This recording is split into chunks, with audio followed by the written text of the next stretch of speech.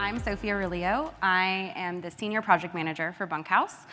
I've been with the company for about 3.5 years. Prior to that, I was at Kimpton Hotels and an architecture firm before that. So I kind of straddle the line between ownership, operator, and the design team to kind of take our projects from concepts into opening projects, with our operations team. Mm-hmm. I'm Tenaya. I'm the VP of Design and Development. I've been with the company for 13 years, and so I saw us grow from a garage apartment behind Home Slice Pizza on South Congress, and helped our founder, who has since left, Liz Lambert, start and create the company.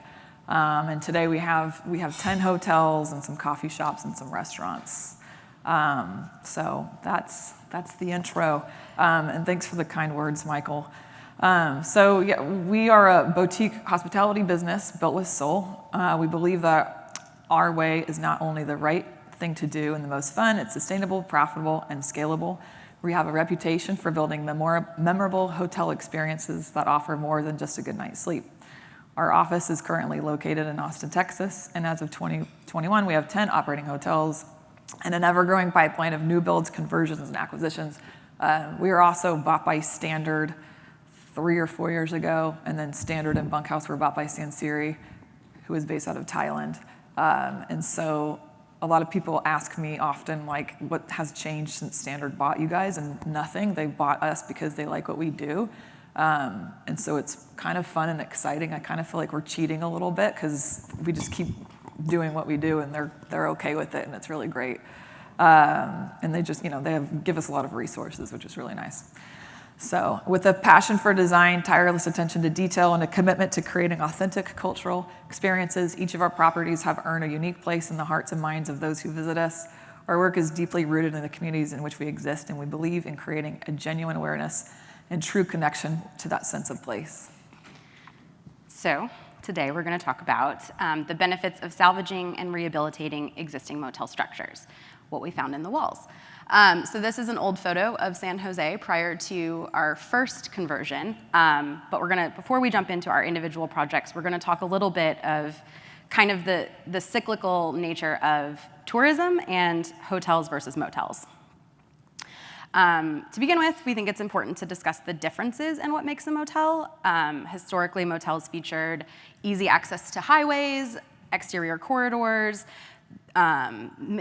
easy access from the parking lots to the guest rooms, and only a small amount of amenities not found in people's homes, like a color TV, a pool, air conditioning. These projects were typically on the smaller side, 1 to 2 stories, 10 to 100 rooms, and popped up kind of along the main travel roadways. Hotels, on the other hand, were located more centrally, so they weren't next to kind of these main roadways. They had an air-conditioned lobby, remote parking, valet, multiple restaurants on site. Today, that word motel and hotel are kind of thrown about interchangeably.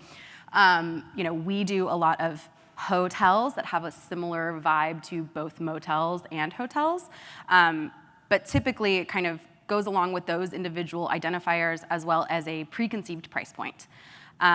We're all familiar with kind of the low budget staples in our industry, Days Inn, Motel 6, and while those are still around, there's a lot to kind of be mined from those original motels and showcasing to new demographics like we're seeing today. Obviously, you can't talk about motels without talking about the Great American Road Trip. It's pretty much one of the most quintessential American experiences. Not a lot of other countries have the depth of land that we have. So in the beginning, 1950s, people had a lot more free time. They had a lot of leisure, they had kind of a little bit more disposable income, and they had this inspiration to kind of find the unknown. So they packed up their families and they started just driving across the country. What they found was both new destinations as well as a reflection of self. So it's something that we're seeing today as well in this kind of resurgence because of COVID, that we're having a lot more kind of people traveling and getting out and looking for those same experiences. So due to an increase in road travel around this time, construction on roadside amenities for travelers hit an all-time high. One of these structures was a motel. The term motel originated with the Milestone Motel in San Luis Obispo. which was eventually renamed the Motel Inn as an abbreviation of Motor Hotel based on the available real estate for the signage on top. Motels were an attractive option to developers as an initial construction cost for motels was around a quarter of the cost of building a traditional hotel within a city center. Such an increase in inventory translated into vastly different experiences depending on where you were at. This could be both a positive and a negative. As such, travelers were getting fed up with the inconsistency they were finding between motels, especially when traveling with their families. One such traveler was Kemmons Wilson, who after a family vacation where they had mostly negative experiences, built his own between Memphis and Nashville and named it after a popular Bing Crosby, Fred Astaire movie, Holiday Inn. His vision was that guests nationwide would be able to check into any hotel and have the same experience no matter who owned or ran that establishment. And so the branded hotel concept was born. With these branded concepts came standardizations that built the industry as we know it today. Proprietary furniture, branded mattresses, standards for linens and towels, safety, cleanliness, and operational standards all create a cohesive experience for travelers that some found missing when staying in more of the mom and pop motels. Fast forward 70 years, and the majority of these individually run motels are no longer in service due to changing metropolitan areas, the decline in roadway travel, the retirement of the original owners, and general neglect and maintenance of the properties. So what does that mean for us? Currently, we're seeing the resurgence that we talked about that desire to travel. We have a lot more free time, but our travelers are looking for an authentic experience and the ability to discover as what they perceive as the unknown. With the rise in social media, people are finding these places easier than ever and wanting kind of those same experiences that they're seeing as kind of what they're thinking is a aspirational lifestyle. Hotel guests, like we talked about we heard from the talk earlier, are no longer booking based on just points. They're wanting something more, like El Cosmico out in Marfa. Between the time of the creation of the first motel and today, there are a few touch points that have remained the same: rooms, corridors, and what some could be a small lobby or a pool. The size and scale of these programs has undergone a lot of change over the years. When they were originally designed, they were sized only to provide the essentials: a bed, a bathroom, desk table, and a closet. Over the years, to compete with rate and price point, we've seen these things balloon upwards, like we heard about the 1,000 square foot room earlier, in order to kind of accommodate more of these amenities to compete on that rate. We don't think that that's necessarily kind of what these travelers are looking for. So kind of how can we take some inspiration from the past as we build these new projects today? Right-sizing these spaces is key and should be done by looking to the target demographic and traveler. We found that the typical guest is not looking to spend a ton of time in their room when staying at the type of this property. They want essentials, but provided in an elevated way. The focus is on timelessness, not flash. The original size of rooms is more than adequate. And the Hotel San Jose, a standard room is approximately 220 square feet. The standard room configuration at the San Jose features queen beds, a minibar, a small desk and seating area, and a bathroom. The most expensive room type, the Courtyard King, is only 425 feet. These suites feature upgrades such as king mattresses, lounge seating area, and a semi-private shared outdoor patio area. At the Austin Motel, the smallest rooms were actually the original carports that were repurposed into full rooms. These feature a full bed, small bathroom, private seating area, and are sized to accommodate a single traveler. So in the past, I think just kind of going from old motels to the conversions, attached to that hotel sign, you'd see these things advertised like AC, pool, and color TV. And I mean, we talk about a lot what people want today, and obviously expectations have changed. For today's traveler, the expectation is comfort, quiet, outlets, casting, Wi-Fi, right? Yeah, the essentials. So we're left with the challenge of retrofitting these old buildings with new expectations. Sometimes the budget can get us there, and sometimes it can't. And so, we're trying to, and I'm talking about the budget for a renovation. Sometimes it just becomes cost prohibitive and the developer will just throw the plans away, which is sad because we'll spend years and years on them. So, we're definitely exploring ways to replicate the motel model with new construction, maybe something modular, so. And as we've kind of started to build more new builds, we still kind of believe this to this day, that about 200 square feet is adequate for a hotel room. We do not believe that our suites sometimes balloon up to about 600 square feet total, with a parlor and a bedroom, but any larger than that, the guests are spending too much time in their room and not kind of engaging with the community like we want them to. What's amazing about these underutilized motels that are kind of found throughout America is that they're all inherently different based on the year that they were built, the location they were built, and the original design. We think that they're all very valuable as they reflect a certain point in time when these were created, and you can't kind of replicate that just with new construction. The Phoenix Motel in San Francisco is one of those. We did not kind of initially start the renovation. Chip Conley did. We heard from him 2 years ago at this conference. This was the first hotel that he bought. It fell into disrepair in the 1980s. It had its heyday in 1956 with families and rock and roll set alike. Once the road trips hit a decline, people stopped going. It was located in an undesirable part of town, the Tenderloin, if anyone's familiar in San Francisco. He bought this motel purely because, among other things, it had an extremely large parking lot, which in a city like San Francisco, parking is a premium. This allowed all of the kind of visiting bands to San Francisco to park their tour bus. That's something that we continue to look at to this day, is that a lot of our travelers are bands, artists, things like that. They come with stuff. They travel with an entourage, they travel with a lot of equipment. They need somewhere to park their van or bus on property in order to stay there. So we get a lot of that, just by thinking through kind of what our guests need. Something interesting about this hotel is also that it is one of only 2 pools in the United States that is a national landmark. When he first started this hotel, he thought everything should be a piece of art, which we're going to hear at the next talk about that, including the pool. We're all familiar that pools have to have a white or light colored bottom for safety due to pool code. So of course the city put a stop work order on it.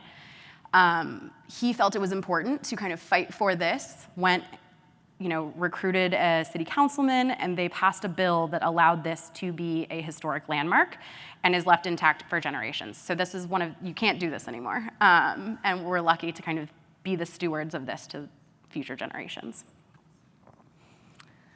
So previously, standard motels featured only a small check-in building, guest laundry, and a courtyard pool in addition to guest rooms themselves. Today, it's important to understand that travel is a social experience, and as such, providing places for guests to utilize is crucial. These spaces should not only be welcoming to travelers, but should also encourage the people in the neighborhoods to make these motels reside in, actively participate. Lobbies are the first and last opportunity to make an impact on the guest. And I'm really proud to say that all of our hotels really feel like kind of like the living room for the communities that they're in. San Jose certainly has always been very popular with all locals. Our latest project, the Magdalena, is popular with locals. Of course, we have a restaurant called Summer House on Music Lane. And then San Cristobal, too, right before Magdalena. We really work to incorporate the locals in that community, too, with events and programming and just having kind of, affordable food options and stuff like that. So what's important about this photo is that you can see it's the original bungalows, like we saw earlier, and the lobby building. When Liz Lambert took this over, all of those parking spots that were kind of, directly accessed from those bungalows, she saw that as prime real estate for shared public spaces. So, she kind of took the existing kind of site, infilled everything that was a parking lot, moved the parking lot adjacent, and made it kind of integral to the experience from that lobby building to the guest rooms. As we saw, it housed a reception. Our lobby building does have a small retail store, and then the bar servicing the courtyard, as you can see. So that kind of area became that living room that Tenaya was talking about. We do believe that the best things about Austin are the outdoor spaces, the natural abundance of plants and trees. And so we wanted these properties, even though they're directly next to a kind of a busy thoroughfare of Austin, to feel like little oases away from that kind of hustle and bustle of the city. The build out of San Jose is also a testament to designing for longevity and avoiding planned obsolescence. So when this property was built in 2000, it has not undergone a major renovation other than kind of minor upgrades to some of the furniture that's been outside.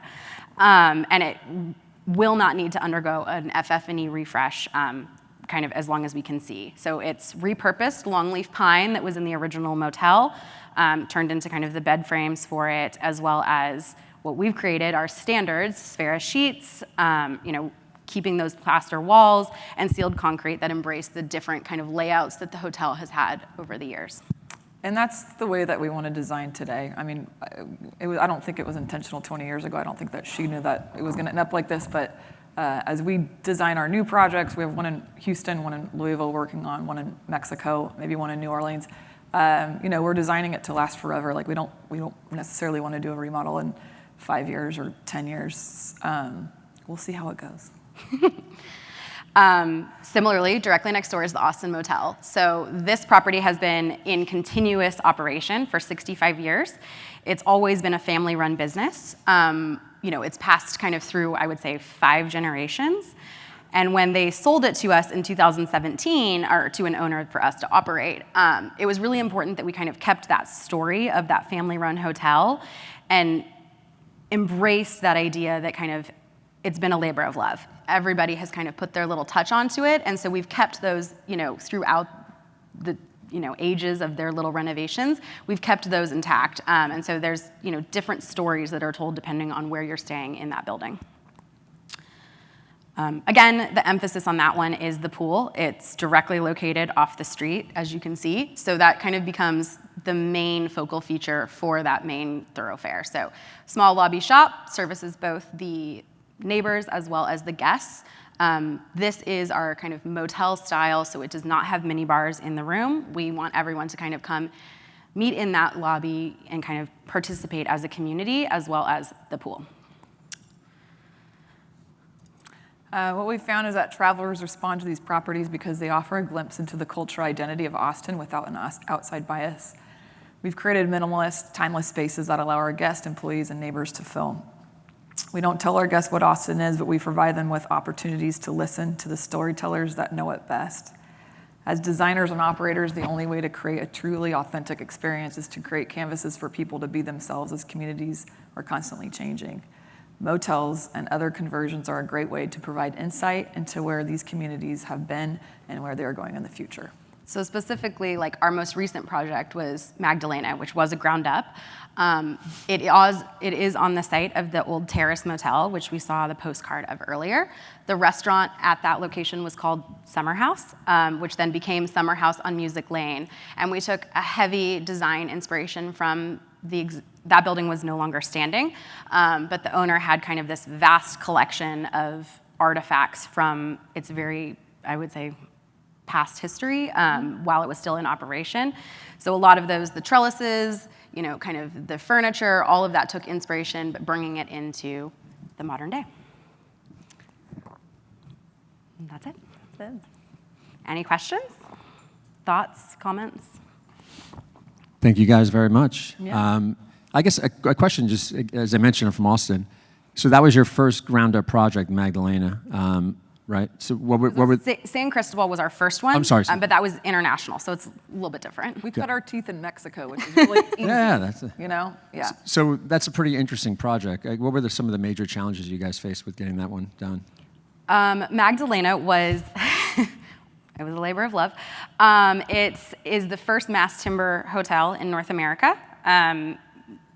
For better or worse, our architect was very adventurous and wanted to kind of explore this. So it has beautiful exterior exposed walkways, and while that transfers mass timber into kind of beautiful structures, not so easy to make happen in a guest room scale. So that building was designed, built offsite, and then brought in.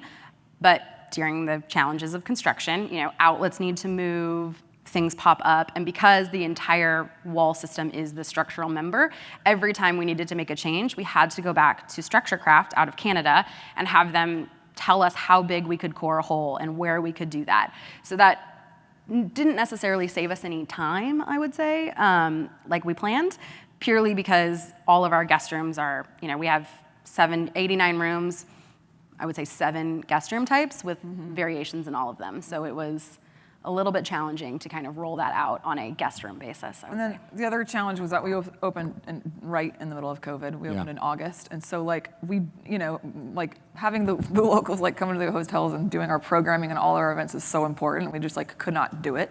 I think it was also just exhausting for the staff to open during a pandemic, and it was hard to hire. And we still have like hiring challenges to this day. So, the hotel is beautiful, and when people walk in, they love it. They think it's great, but I think we personally feel like it hasn't reached its full potential in a programming sense.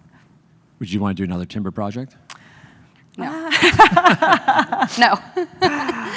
Especially not one on a site that has 20 feet of fall. So it has from one side to the other, there's 20 feet difference. Yeah. So it's built on kind of stilts, if you will. So one side of it is on ground. The other side, level one is actually, the ground is 3 levels below that. So it's been interesting. I can see it working for a smaller hotel that's on one level. Yes. Yeah, that'd be great. Great. Yeah. Do we have any questions from the audience? Come on. There we go. See? Menno? So you have a lot of passion for the projects you showed us. I'm just wondering if you want to scale and move out of into different regions where you're less familiar with the local community. Did you have any thoughts on how are you going to keep being as passionate about those new locations?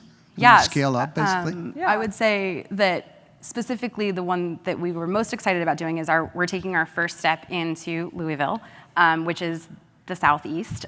So when we went into that market, we went and did kind of an exploratory trip with our marketing teams. We made partners within those kind of neighborhoods. We've made a lot of connections, and we really rely on them we don't want to tell Louisville what Louisville is, and we don't want to Austin Louisville. But we do want to kind of tell a story that maybe hasn't been told before. So coming into what is East Louisville was important to not just like do bourbon and horses. That's kind of that's a given. And so we really wanted to understand what was the past of our neighborhood. Where is it going? Where do the people think it's going? So that we are giving them that space to kind of be themselves and to grow as the city becomes much more of a mainstream and have destination. it be their own. And I don't think like we definitely don't ever go in thinking like that. We know a place better than a city knows it themselves, and so we 100% rely on local partners. Like we have to. So like in Louisville, in particular, like we hired a really good branding firm, and they're helping us identify like all these great artists in town. The hotel, a partial partner is Rabbit Hole Distillery. And so they have a huge art budget that's part of a grant, I think. And so we're going to be able to put a lot of art in the hotel, which is really great. So I think, it's through partners, it's through employees that bring this sense of like being like a real steward of the community, and doing programming that really reflects the city. Listening. We were real big fans on listening. So Yeah. So we're doing our first event in Louisville next year, and the whole theme is bourbon and horses, so thanks. I got to talk to you guys to find some more authentic things. Randy has a question for you. First and foremost, congratulations. I'm coming to Louisville. We got to hit that bourbon trail, by the way. Yeah. When I think about your brand, and I applaud you and congratulate you, I think about like a little mama shelter. You think about a core. I've been down in, I've been very fortunate to travel. I've actually visited your hotel in Baja, which is absolutely amazing. They're used to the small rooms, and what I think about is like we at our company, we've created something called Canopy, kind of a local kind of lifestyle piece. Where do you see yourself in 5 years? Where do you live? The coffee shop's super cool. The stuff that you've got going, it's absolutely amazing. And then, what's the vision? Will you have 100? Will you be, who's your competition? Is it Mama Shelter, Canopy? Who are you competing with in the market? What's the world look like? Because obviously you're in the money business as well, right? So yeah, you got to make money. I would say that our direct competitors is Airbnb. So we provide something that Airbnb doesn't, which is that sense of community. So obviously when we go into, if we're trying to break into Nashville, that's an impossible market to get into right now. And that would be kind of Urban Cowboy, Ace Hotels. That's typically who we see our direct competitors to be. But But what we like to think is that we're in the people business and that our employees are kind of our best ambassadors. And so we put just as much effort into finding the right employees as it is that we do into the guest rooms. And so that's something that I don't think that other hotels are doing. Where we see ourselves in 10 years, I would say we're never gonna have 100. That seems pretty scary. I think we'll have 20. I would say 20. Yeah. We have 5 under development right now, so that's pretty much half of our existing portfolio. And obviously we're pretty domestic. Obviously more Mexico, we're looking at Mexico City.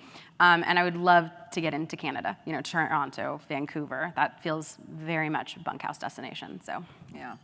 I keep joking with my coworkers that we have a bad business model because we do a different brand for every single hotel, so it's like a ton of work. We'd also like to create a brand that's replicable, that we could do all over the United States, like this, motel prototype. So that's our plan. We like, the new builds are great, but we also really like the conversions because they're faster.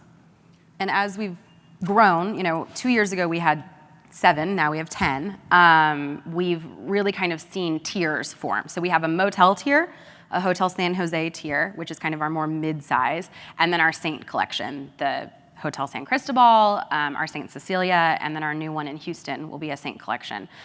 So that really kind of is what we think of as the life cycle of a traveler. So we catch them young when they're 20s in Austin Motel. Once they get a little bit more, older, developed, their 30s, they move into the San Jose, and then, kind of a little bit more money to spend, they move to the Saint collection. Once they have kids, starts back over at Austin Motel. So it's kind of catching them and bringing them through their lifetime journey. And a quick final question on the Joe's Coffee front. As I'm driving down South Congress and every day I see lines, people lining up for their Joe's Coffee, and at the airport. You've got a pretty great brand there and obviously quality coffee. What's the plan to roll that out? Expand on that? Same thing. So we just opened our first drive-through, which is more, it's kind of by campus. And we like this and it's doing well. So whenever we could do a drive-through conversion, we want to do a drive-through conversion. But if we can create a template for Joe's and roll it out all across the United States, that's ideal. So we're actively looking to expand Joe's. Oh, Tough to expand Joe's without a hotel in that market. So we're looking at markets that we already have hotels in, just from an operational kind of streamlining standpoint. So. It seems to go hand in hand. Most developers want a Joe's along with their hotel, and they will buy a building down the street so we could put one in, which is great. Great. Yeah. Well, listen, thank you guys so much for telling us the Bunkhouse story. Round of applause for you guys. Thank you.